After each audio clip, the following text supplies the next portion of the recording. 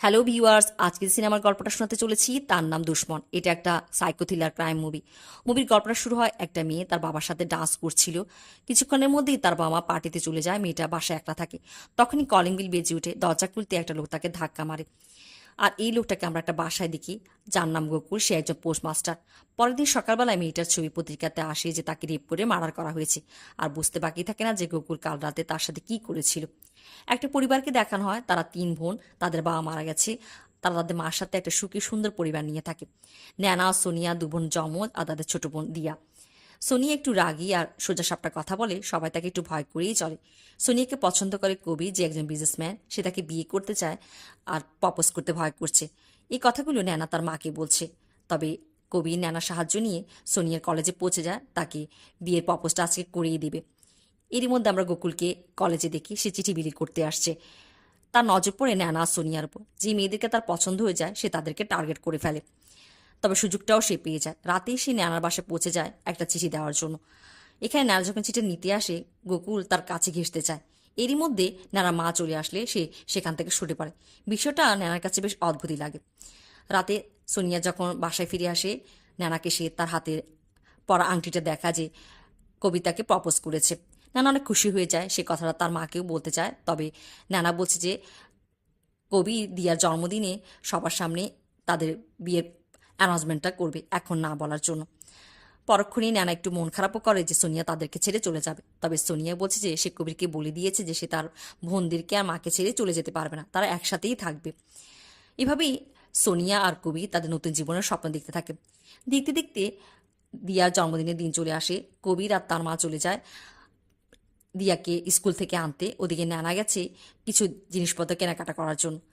সোনিয়া দিয়ার জন্য একটা চকলেট কেক বানাচ্ছিল। নানা তাকে ফোন করে।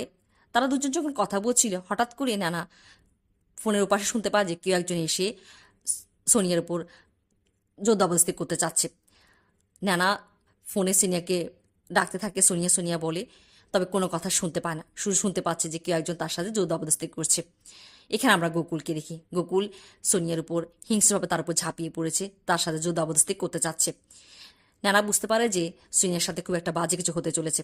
সে এখানে কাঁদতে থাকে আর রাস্তায় দৌড়ে দৌড়ে লোকদের সাহায্য চায়। তাকে একটা মোবাইল ফোন দেওয়ার জন্য সে পুলিশকে ফোন করবে। আর এখানে সে একটা মহিলার কাছে আসে।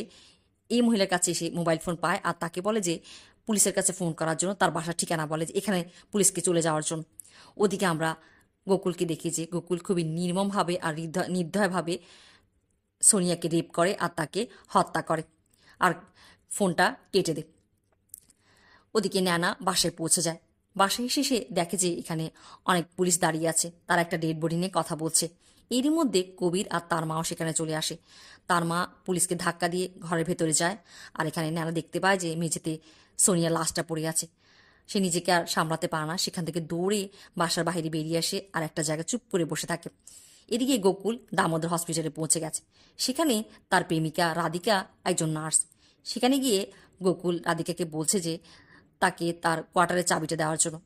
তাকে দেখে রাধিকা একটু, তার কাছে অভাগী লাগে, কেন তাকে খুবই বিধ্বস্ত দেখাচ্ছিল। সে রাধিকার কাছ থেকে কোয়ার্টারের চাবি নিয়ে কোয়ার্টারে চলে যায়। সেখানে গিয়ে যে কাঁচিটা আর গ্লাভস দিয়ে সোনিয়াকে মেরেছে এগুলো পরিষ্কার করছে। এর মধ্যে রাধিকা কোয়ার্টারে পৌঁছে যায়, সে গোকুলের জন্য মেডিসিন নিয়ে এসছে। তবে রাধিকাকে দেখে সেগুলো লুকিয়ে ফেলে, যদিও রাধিকা তা দেখে ফেলে। আর রাধিকা মেঝেতে রক্তের দাগও দেখতে পায়। ওদিকে ন্যানা যা এখনও ঘরের ভেতরে যায়নি, সে লনে বসে ভিজছিল। এসিপি তাকে দেখে ঘরের ভেতরে নিয়ে যায়। আর ন্যানা দেখে যে সোনিয়ার অন্ত্যেষ্টিক্রিয়া চলছে আর তার মা পাগলের মতো কান্না করছে।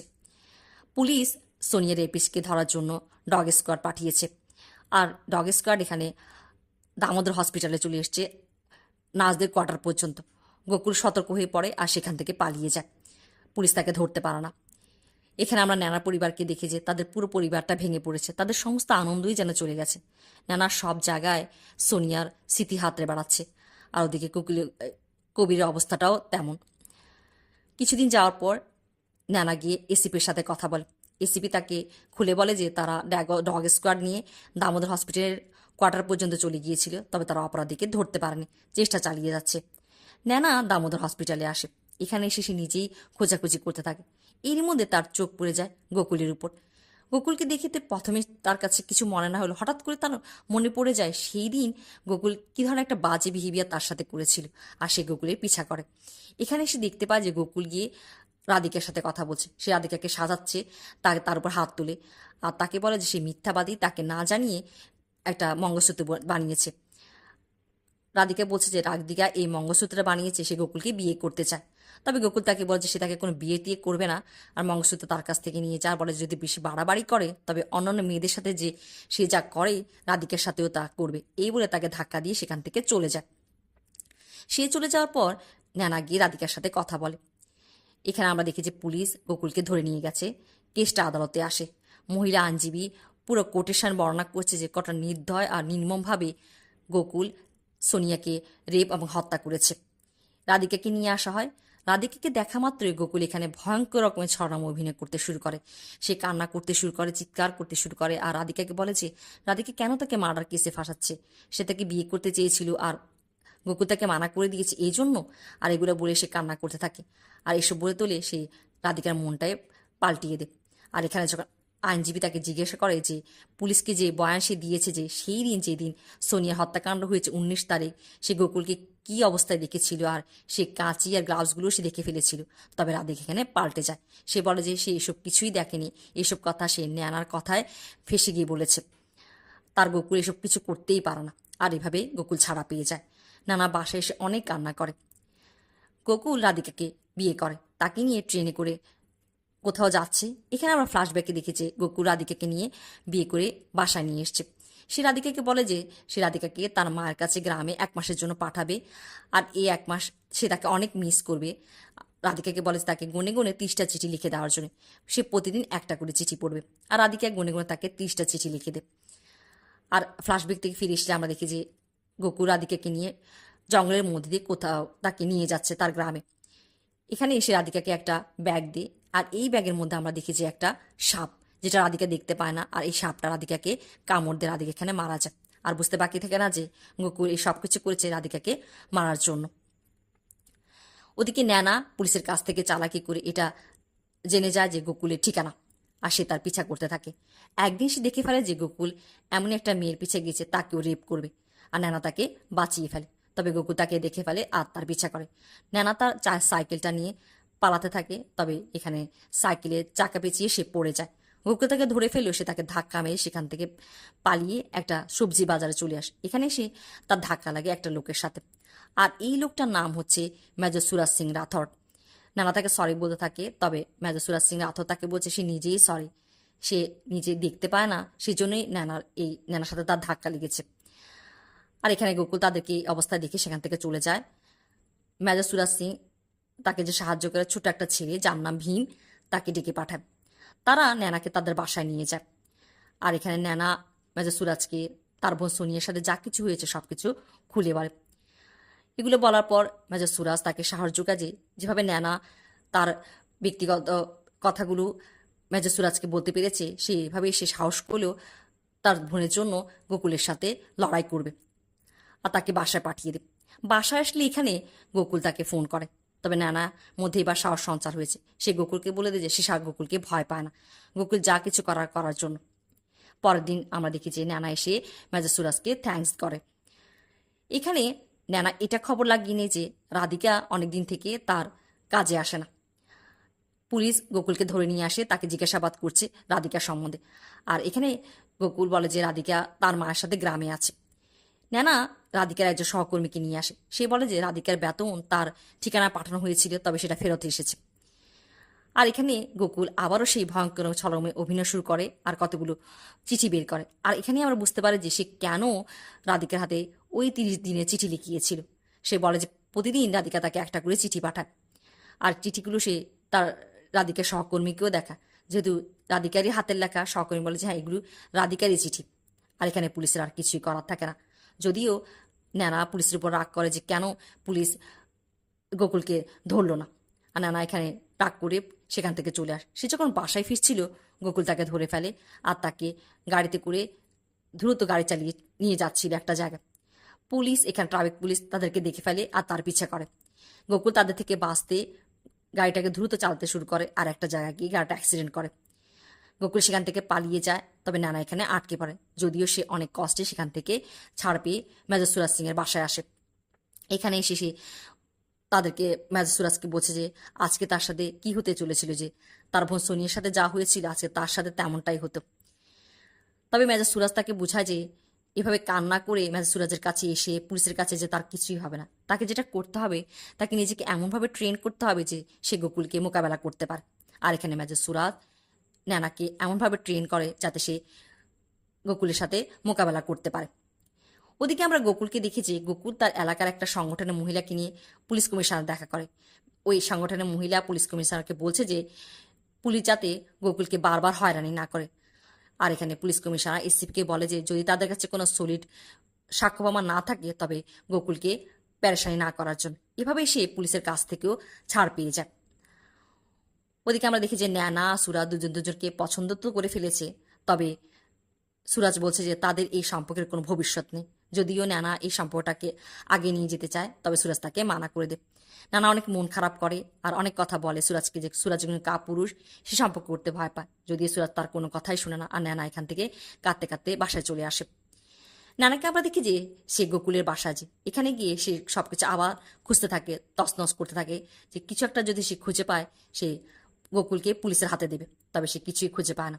ওদিকে গোকুল এসে বাসার অবস্থা দেখে আর বাসার জানালা দিয়ে নানাকে দেখে ফেলে যে নানা সাইকেল নিয়ে চলে যাচ্ছে।